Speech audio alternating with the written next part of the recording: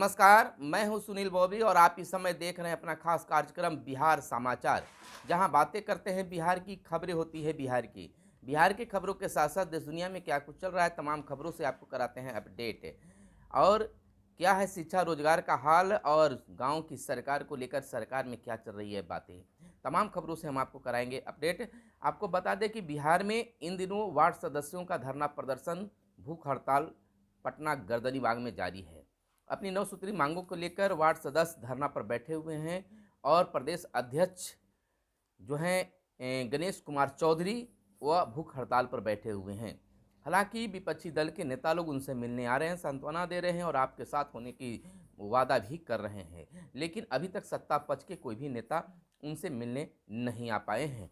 लेकिन उनका कहना है कि गांव की सरकार पर सरकार को विश्वास करना चाहिए, तभी गांव का विकास होगा। अब देखना यह होगा कि क्या तेजस्वी यादव, बिहार के मुख्यमंत्री नीतीश कुमार क्या वार्ड सदस्यों की मांगें पूरी करते हैं, उस पर विचार करते हैं। यह तो आने वाला वक्त गवाह होगा, लेकिन फिलहाल उनका धरना प्रदर्शन अनशन जारी है। इधर बिहार के शिक्षकों पर लगातार शिकंजा कसने को लेकर सख्ती से सरकार पेश आ रही है और कई तरह की पाबंदियां लगाई जा रही है और बच्चों को शिक्षा में सुदृढ़ता लाने के लिए कई तरह की योजनाएं भी चलाई जा रही है। इसके तहत हर शनिवार को बैगलेस से शनिवार के रूप में क्लास चलाए जा रहे हैं, यानी कि बिना किताब कॉपी बस्ते के बच्चे स्कूल आ रहे हैं। और इधर एक बड़ी खबर निकलकर राजस्व कर्मियों के लिए आया है, प्रखंड कार्यालय अंचल कार्यालय के लिए आया है कि राजस्व कर्मी को अब 2 से अधिक हलके का जिम्मा नहीं मिलेगा। जमीन मामले में मनमानी रोकने को राजस्व एवं भूमि सुधार विभाग का फैसला आया है। एक एक कर्मी का अभी 10-10 हलकों के प्रभार मिला है, यह सत्य है। 8,463 हलका है पूरे राज्य में। एक कर्मचारी के जिम्मे एक हलका का प्रावधान है, यानी कि बिहार में 8,463 हलका है और सभी को एक एक कर्मचारी को एक एक हलका मिलना है, लेकिन ऐसा नहीं हो रहा है। एक एक कर्मचारी को 10-10 हलकों का जिम्मा फिलहाल मिला है। 4,325 राजस्व कर्मियों की नियुक्ति हाल में हुई है। अब कुल 5,847 कार्यरत हैं। और इधर आपको बता दें कि 75 राजस्व अधिकारियों की भी नियुक्ति जल्द करने की सरकार मूड में है। बता दें कि राजस्व एवं भूमि सुधार विभाग ने 75 राजस्व अधिकारियों की नियुक्ति की प्रक्रिया भी शुरू की है। बिहार लोक सेवा आयोग के माध्यम से इनकी नियुक्ति होगी। आयोग को इसकी सूचना भी दी जा चुकी है। 68वीं बीपीएससी के माध्यम से नियुक्ति की जानी है। और इधर बीपीएससी से भी अभी खबर निकल कर आ रही है कि प्रधान शिक्षक को लेकर समयानुसार दिसंबर महीने में परीक्षा होगी और जो हाई स्कूल के लिए परीक्षा दे चुके हैं और पास कर गए हैं उनकी पदस्थापना की भी प्रक्रिया तेज है। इधर बात कर रहे थे राजस्व कर्मचारी की, तो 60 से 70% आपराधिक मामले भूमि विवाद से जुड़े हुए हैं। आपको बता दें कि अब हलकों में राजस्व कर्मियों की कमी नहीं होगी और न ही राजस्व कर्मियों के कारण प्रभावित होगी। साथ ही पहले से काम कर रहे राजस्व कर्मियों का बोझ भी हल्का होगा। राज्य सरकार ने अब एक राजस्व कर्मी को अधिकतम 2 हलका का ही प्रभार देने का निर्णय लिया है। राजस्व कर्मियों को एक ही हलका मिलेगा, लेकिन जरूरत पड़ने पर उन्हें एक और हलका का प्रभार दिया जा सकेगा। राजस्व एवं भूमि सुधार विभाग ने यह निर्णय लिया है। पहले से जिन्हें प्रभार मिला है उनमें से वापस लिया जाएगा, यह प्रक्रिया कर दी गई है। और इधर बिहार में पंचायत उपचुनाव को लेकर भी अधिसूचना जारी होने वाली है, यानी कि तिथि की घोषणा हो गई है। और नगर निकाय भंग होने के 6 माह बाद भी काम कैसे कर रहे हैं प्रशासक, कोर्ट ने पूछा, सुनवाई जारी है। आपको बता दें हाई कोर्ट ने नगर विकास विभाग के प्रधान सचिव को 1 दिसंबर को तलब किया।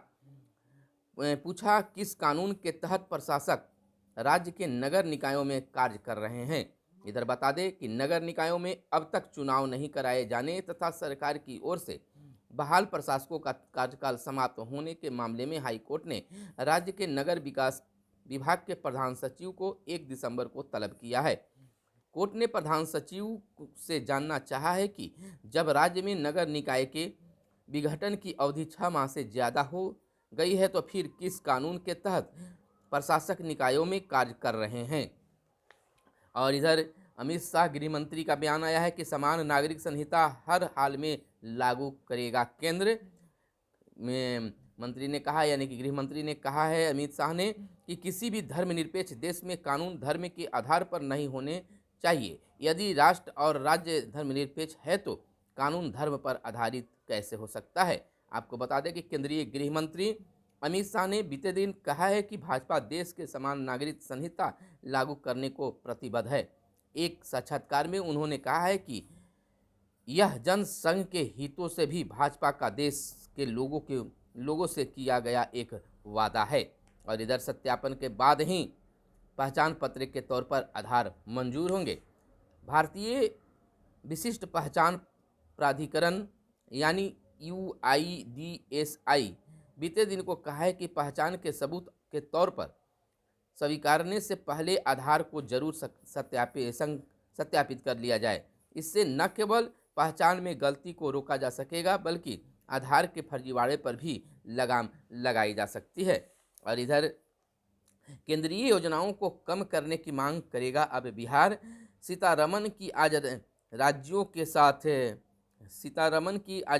साथ बजट पूर्व बैठक और अंशदान 90% करने की मांग रखेंगे विजय कुमार चौधरी, बिहार के वित्त मंत्री। आपको बता दें केंद्रीय वित्त मंत्री निर्मला सीतारमन आज दिल्ली के देश भर के वित्त मंत्रियों संग बजट पूर्व संवाद किया और इसमें वित्त मंत्री ने भी विभिन्न राज्यों के वित्त मंत्रियों ने अपनी बातों को रखा, लेकिन बिहार इसमें जो बात रखी उसमें है कि केंद्रीय योजनाओं को कम करने की मांग भी रखा गया।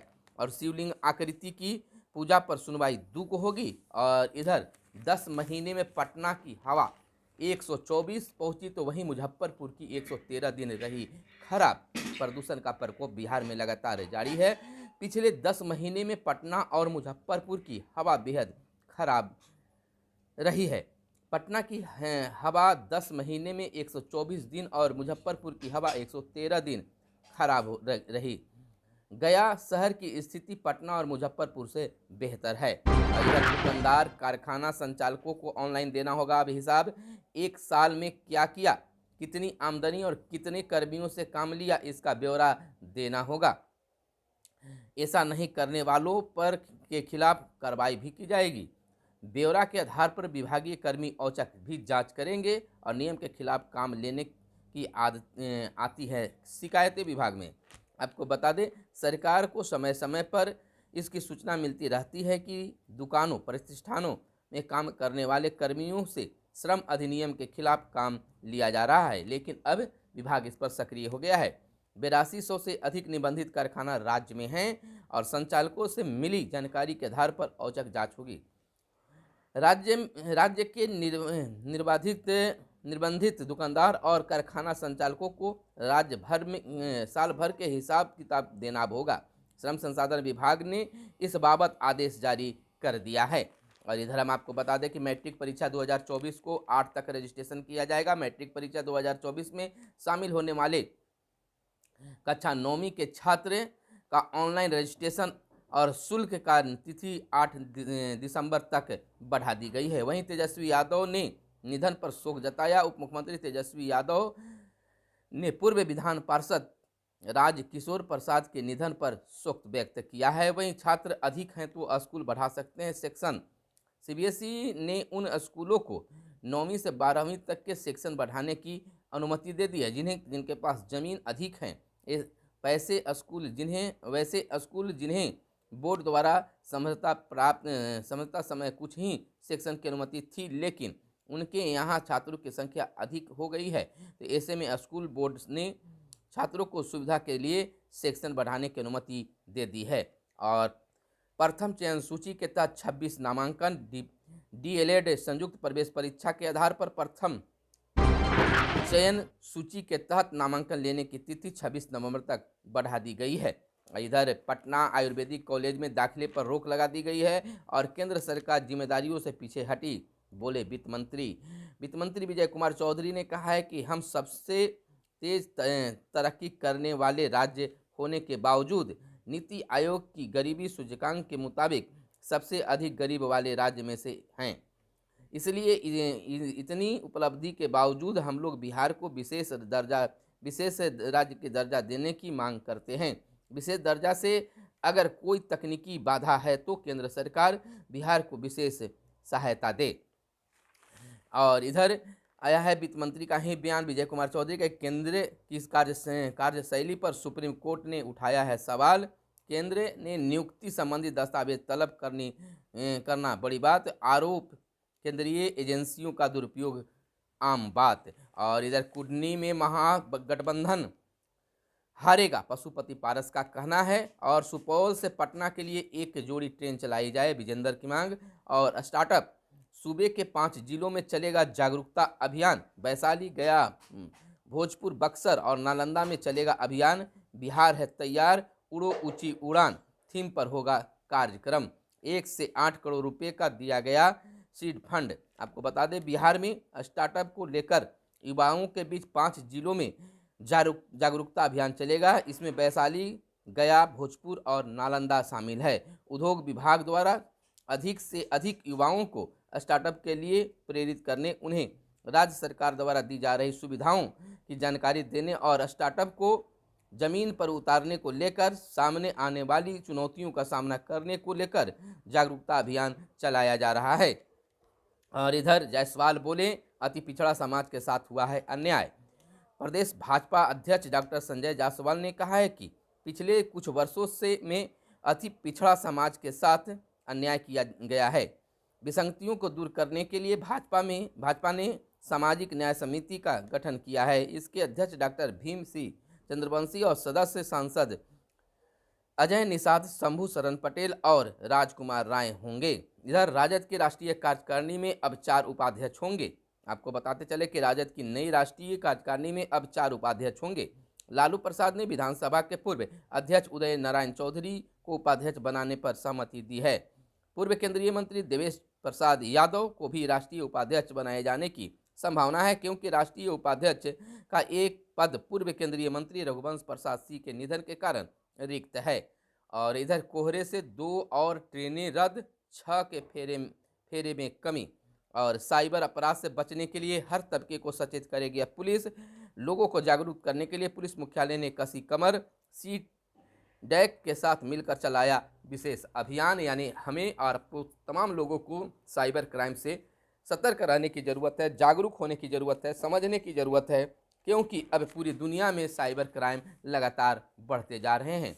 इधर एक खबर निकल कर आ रही है, औरंगाबाद से की एसडीओ ने कहा कि मानक के अनुरूप विद्यालयों का करें निरीक्षण। बीडीओ की बैठक में बीईओ की बैठक में ली शैक्षणिक कार्यक्रमों की जानकारी, दिए कई आवश्यक निर्देश। तो यह थी आज की प्रमुख खबरें, जो आपके लिए काम की खबरें हो सकती थी। आपने जाना, कैसा लगा जरूर बताइएगा, और वीडियो पसंद आए तो लाइक जरूर कीजिएगा। फिर मिलते हैं अगले वीडियो में, तब तक के लिए दीजिए इजाज़त। धन्यवाद। जय हिंद, जय भारत, वंदे मातरम।